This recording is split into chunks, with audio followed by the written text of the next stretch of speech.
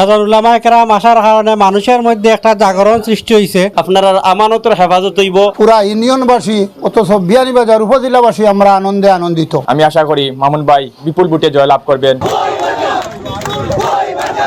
আসন্ন বিয়ানীবাজার উপজেলা পরিষদ নির্বাচনকে সামনে রেখে ব্যস্ত সময় পার করছেন প্রতিদ্বন্দ্বী প্রার্থীরা। 22 মে বুধবার ভাইস চেয়ারম্যান পদপ্রার্থী বই প্রতীকের মৌলানা আবদুল্লাহ আল মামুনের সমর্থনে দোবাগ ইউনিয়নে মোটর শোভাযাত্রা ও গণসংযোগ করা হয়েছে।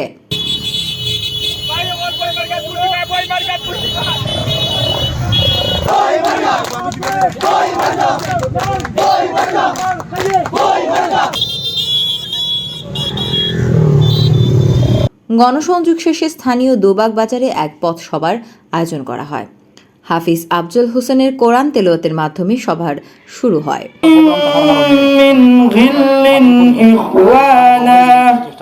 দোবাগ বাজারের বিশিষ্ট মুরব্বী খলিলুর রহমানের সভাপতিত্বে ও মাওলানা জহিরুল ইসলাম কবিরের পরিচালনায় অতিথি হিসেবে উপস্থিত ছিলেন মাওলানা তাজুল ইসলাম, আব্দুল মতিন, মাওলানা ফারুক আহমদ, মাসুক আহমদ, মাওলানা কামরুল ইসলাম, রেদওয়ান আহমদ সহ এলাকার গণ্যমান্য ব্যক্তিবর্গ। সভায় প্রার্থী মাওলানা আবদুল্লাহ আল মামুন বলেন, আমি আপনাদের সন্তান, আমাকে ভোট দিয়ে নির্বাচিত করে আপনাদের সেবা করার সুযোগ দিন। আপনাদের সন্তান আগামীতে আপনাদের সম্মান রক্ষা করবে। আগামী 29 তারিখের নির্বাচনে ভাইস চেয়ারম্যান পদে নির্বাচন করার জন্য বিয়ানীবাজার উপজেলার সর্বস্তরের উলামায়ে কেরাম আমাকে ভাইস চেয়ারম্যান পদে নির্বাচন করার জন্য দাঁড় করিয়েছেন। বারবার সকলের কাছে যাওয়ার জন্য আমি চেষ্টা করছি। অনেকের বাড়িতে গিয়েছি, অনেকের দোকানে গিয়েছি, বিভিন্ন জায়গায় যাকে পাচ্ছি তার সাথে পরামর্শ করার চেষ্টা করছি। যেহেতু আমি নির্বাচনে দাঁড় হয়েছি, আলিম উলামাদের সম্মান, আমাদের এলাকার মুরব্বীদের সম্মান, আমাদের অঞ্চলের সম্মান কিভাবে অর্জিত হয় এ লক্ষ্যে আপনাদের সম্মুখে আমি বারবার যাচ্ছি, পরামর্শ নিচ্ছি, সকলকে কষ্ট দিচ্ছি। আপনাদের সন্তান মনে করে আমাকে অনেক পরামর্শ দিয়েছেন, আমার সাথে অনেক জায়গায় দৌড়ঝাঁপ করছেন, প্রচারণায় যাচ্ছেন এবং আমাকে সহযোগিতা করছেন। আপনারাও বলবেন এবং আমি চেষ্টা করে যাব আপনাদের সন্তান হয়ে আপনাদের সম্মান অর্জন করার জন্য, এলাকাবাসীর সম্মান অর্জন হওয়ার জন্য যা কিছু আমার প্রয়োজন আমি সর্বোচ্চ চেষ্টা করব ইনশাআল্লাহ। ভাইস চেয়ারম্যান পদপ্রার্থী মাওলানা আবদুল্লাহ আল মামুন সম্পর্কে অতিথিরা বলেন, তিনি একজন ব্যতিক্রমী প্রার্থী।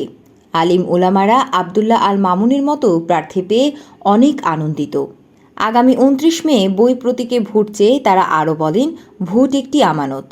আপনারা বই প্রতীকে ভোট দিলে আপনাদের আমানতে খেয়ানত হবে না। বর্তমানে যা ক্যান্ডিডেট সকল আছেন 20 না 21 জন, এর মাঝে কোনো মোলাহাসাব নাই।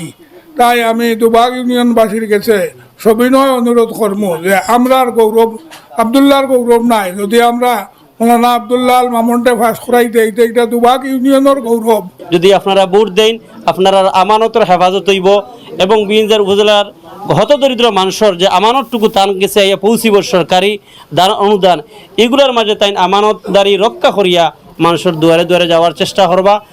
এখন উলামায়ে কেরাম আসার কারণে মানুষের মধ্যে একটা জাগরণ সৃষ্টি হয়েছে।